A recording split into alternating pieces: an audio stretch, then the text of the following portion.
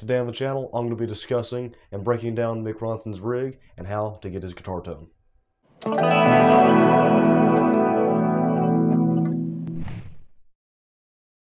Hey guys, welcome back, and like I said in the intro, today we're finally discussing one of the most underrated guitarists to have ever graced this earth. And that guitarist is Mick Ronson. Mick Ronson played for numerous amounts of artists, spanning from David Bowie, Lou Reed, Mott the Hoople, and the list goes on, and even had a short-lived solo career that was just incredible. And the one thing that intrigued me the most about Mick Ronson was obviously his tone. Now, if you ever listened to his albums, such as Slaughter on 10th Avenue, or Ziggy Stardust, or Hunky Dory, you know what sound I'm talking about, and you know why I'm making this video right now. And if you haven't, you should definitely go check that out right now before you continue watching the rest of the video. Now, before we go into detail, for one, I cannot at all in any sort recreate this tone because he was so significantly based around certain different pedals and different customizations and mods to his not only his guitar but his rig, so it's somewhat impossible for me to do that right now with the limitations that I have with just certain equipment. But I am more than happy to discuss it and give my appreciation to one of the most underrated guitarists of all time. The first thing I'm going to discuss is obviously the thing that attracted me the most was his guitar. If you look at it from just a front perspective, you think, oh, it's just a natural body, Les Paul with a few different customizations. No, it's actually a Black Beauty with the front stripped off because Mick said, and I quote, that he felt like the wood and the entire guitar would resonate more. And on top of that, doing so, he took the covers off the stock humbuckers to give it a more aggressive, raw tonality. Now, do I suggest that any of you guys do this? Two reasons why. One, you're a die-hard Mick Ronson fan, you want to get as close as possible to him and as a studio as possible. Two, you have a lot of free time and you don't know what else to do, and you're experimenting with guitars. And when it comes to pedals, he had a large variety of different pedals that he used, both in the studio and both on stage. He had an Echoplex, an MK11 tone bender, or MK2 tone bender, whatever it is. And one of the ways you get his signature sound, like if you listen to Ziggy Stardust or Moon Age Daydream, is a thing called a cocked wah or a crooked wah, whatever you want to call it.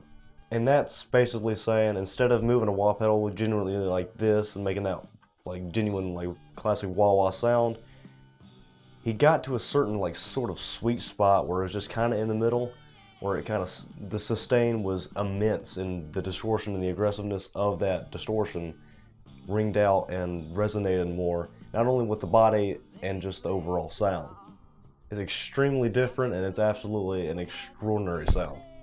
Now, as for amps, Mick famously used a Marshall Major head that was 200 watts and that is commonly referred to as the Pig. Now, a brief summary of basically everything I just said. Mick famously used a 1968 Gibson Les Paul Black Beauty that was stripped at the front to make the guitar resonate more, and he also took the pickup covers off the humbuckers, the stock humbuckers, to make the guitar sound more aggressive and raw. He used an MK1 tone bender that was famously used on Rolling Stone's Satisfaction, a wah pedal, and a Marshall Major head. Now, some of the stuff that I just named are actually pretty rare, and they're extremely hard to find, and if you do, they're very expensive. So I recommend just getting a Les Paul of any sort, a wah pedal, which they make wah fulls in the photo above. That pedal will basically give you the cocked wah that Mick Ronson was going for without having to scavenge for the sweet spot that he did. And like I said, don't risk trying to take the pickup covers off because that can really permanently destroy the sound and overall beating of that guitar. And stripping off, which isn't really a big problem if you do happen to go wrong with it, he made it work, basically is all I'm saying. He took something that was really risky, and he made it work, and he made it sound the most angelic thing. Any Marshall amp will work, and just put the Les Paul, the wah full, any sort of Marshall amp will contribute to his sound immensely. Mick Ronson may definitely not be one of the most well-known household names as like Jimi Hendrix or Eddie Van Halen, but he's definitely absolutely one of my favorites, and I think he should be noticed and appreciated by everyone that is in the music industry and is a fan of guitar. You've obviously, I'm sure everyone's seen The Rise and Fall of Ziggy Stardust. I'm sure you recognize the cover of Hunky Dory, and if you haven't checked out his solo career, oh my god. His take on Slaughter on 10th Avenue is incredible. It's eerie yet beautiful and dark at the same time. It's just incredible. And obviously his stuff with Lou Reed and Mata Hoople, it's just all great. And it blows me away that when I go up to people and just talk to them about guitar and I bring up his name, they're just absolutely clueless.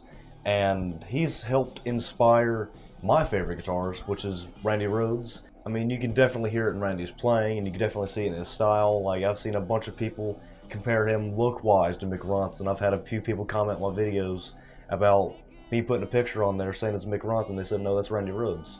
No, but there's an incredible similarity. But I hope you guys enjoyed this video. This was sort of a brief description and just me talking and appreciating the mastery of Mick Ronson and the underappreciation that should be highly appreciated by many, many, many more people. I hope this helped anybody that was trying to figure out how to get his tone and what to look for closely to get relatively close to his sound. And if you may, please like and subscribe.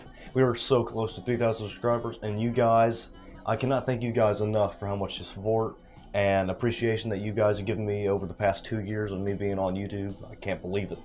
If you love everything rock and metal, and you love everything from the 60s, 70s, 80s, 90s, please be sure to like and subscribe. And on that note, I think it's time to end the video. Thank you guys so much for watching.